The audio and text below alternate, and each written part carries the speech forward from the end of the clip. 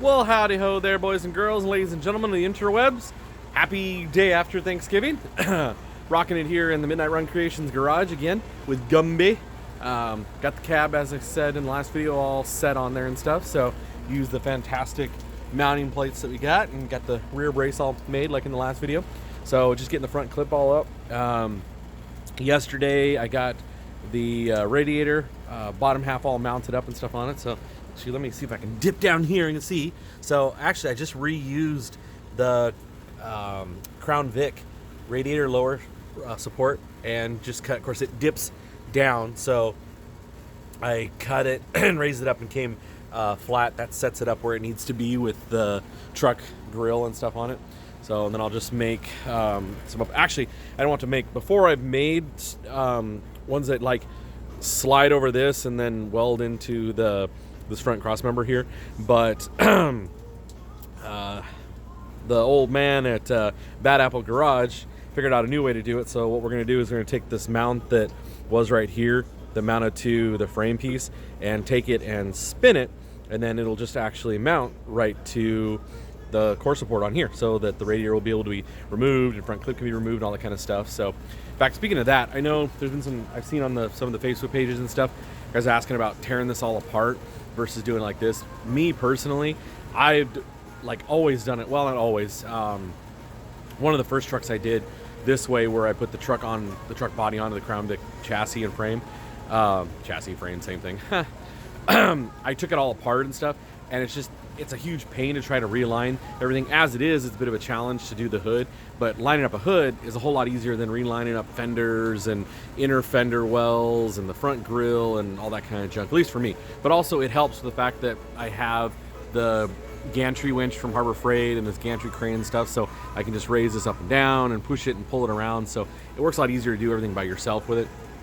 I bought it, got the gantry to do all this kind of stuff, which was awesome. Had ratchet straps, that worked pretty well. But I went and bought the Harbor Freight gantry winch, or hoist, that's what it is, electric hoist.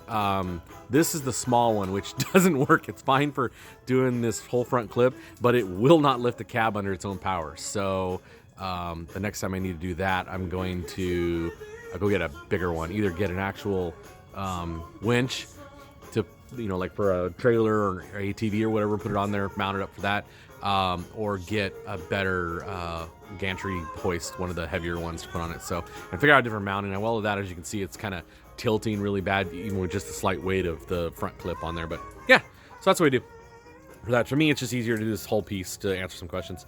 And then so to get the front clip in place, what we do is just like Hot Rod Garage did, we notch out the front frame there. And so I do need to go back to here actually. So I think cutting from here and then dropping down, I think like 3 inches or something is fine. So, and of course I'll plate that across and create a body mount that will actually use that one, which is awesome because I've had to cut that off and make crap before. So this is cool. Yeah, the more of these we do, the more stuff we figure out. And what I noticed the other day, which I'll double check, is it looks like this is all kitty wampus because of the way we're hanging, but when this is all in, that sits right in that opening. So if that's the case, then I'm just going to come straight out of there with a tube, and that will be the front bumper mount and stuff with it. So yeah, I love it when a plan comes together. It's awesome. So yeah, that's what we're doing it there. Yeah, so just going to get the front clip. I'm doing this one a lot differently. Normally I get everything in the engine bay all together, the AC, all that kind of stuff. I get all that in. That's what I've done before, and then I try to get the front clip all mounted and stuff. But with this build, I want to get this front clip all mounted into place and stuff, and the mounts and everything else, I'll figure it out, and then blow it back apart and then work with everything in the engine bay and stuff onto it, because I'm interested to see with those plates that I showed you for the front body mounts, it moves the cab backwards quite a bit, so which that will put the front wheel, you're supposed to center it right in center of the actual wheel well. So that'd be really cool if that works out the way it's supposed to with it. Bad Apple has used it already on the 74 F100 that we're doing, and it looks a lot better. So, because if you don't, it does give you that kind of look onto it if you're just setting exactly in that center spot with the center hole. So with the plates, it kind of sets that back. So, which is even more crucial with centering that up with the way these wheel wells are for the later body style, the 73 and to 79. It's got different wheel arches and stuff. So we're going to make sure that the wheels are centered inside the wheel wells on it. So yeah, that's what we're doing, rocking and rolling. And I know I said it before, but I love this gantry. I did learn the lesson, as you can see with the way this side looks all wonky, is you can't crank it up when you have weight onto it. So I broke this crank on this one side where my coat's covering. But yeah, so that's what we're doing, rocking and rolling the day after Thanksgiving. Gobble, gobble. All right, we'll check back with you guys. Thanks, bye.